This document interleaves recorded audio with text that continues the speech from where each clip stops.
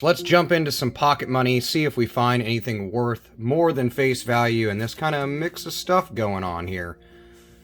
So Series 2006 $50 note. This is after the early 2000s redesign, so I believe this is actually the first series since the redesign after that time.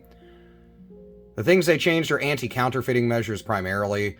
Aside from that, they did enhance graphics. I think the 50s, 5s, 10s, 20s that they redid look really good. Nice depiction of the U.S. Capitol building. On 50s, the things to kind of look for is there's a lot of intricate detail on the back of the note. I like to look for misprint stuff, especially where these trees are laid out. On the front of the note, I look, of course, for fancy serial numbers and then issues where they print this color-changing ink, especially on this blue star. Kind of has this transition from the shading of the star to the colored parts, and sometimes I've seen where it hasn't really printed that fully, or it's smudged kind of with the red that's behind it for the flag. Nothing on that. $1 note, Series 2017. Clean front, nothing jumping out at me. A little bit of blood or brain matter or something on the back. We'll disregard what that is. A little bit of wet ink transfer. A lot of people ask me about that. Looks like a thumbprint. It's just from a wet note right after production being stacked on or under this one.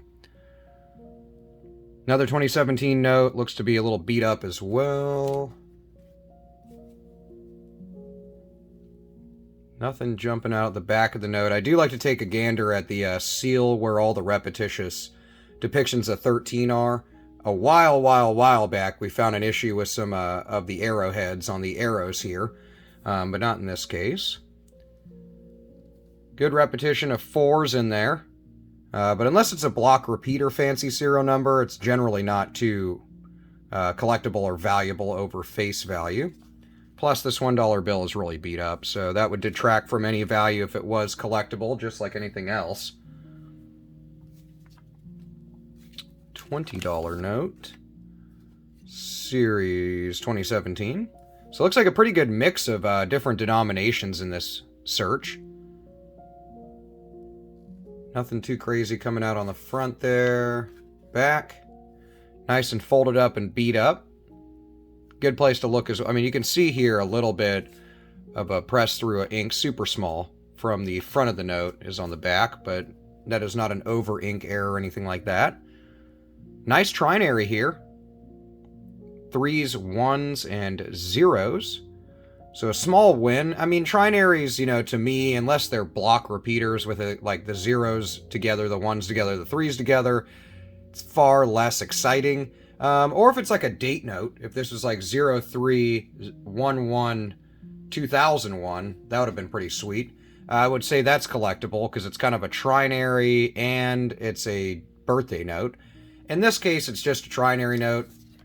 It's more collectible than valuable, but this is also probably the best condition note so far, so although I don't see much jumping out on the back, I'll set that one aside for a small find. We were close to a broken ladder. If we would have had a 5 in here instead of one of those 8s, we would have had 2 through 9. Kind of cool. Nothing on the back there. Another $1 note, 2013. 2013s are like really common to have over inks in the serial numbers.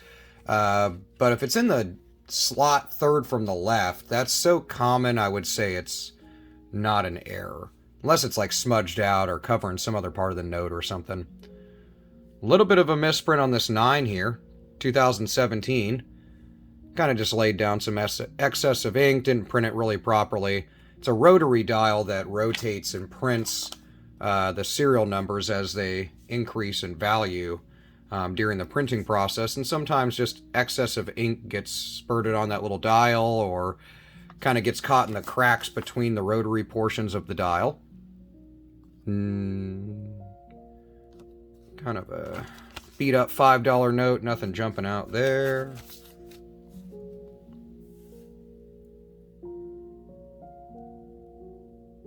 Nothing too crazy.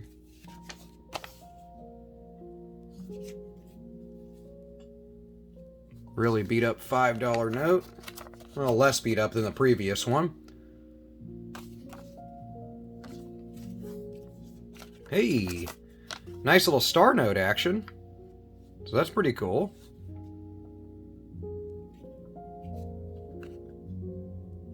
Love me some Starnotes. 11, nothing in the serial number, but nice little Starnote action. Vong!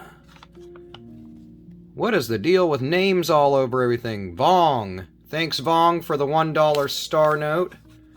I appreciate that.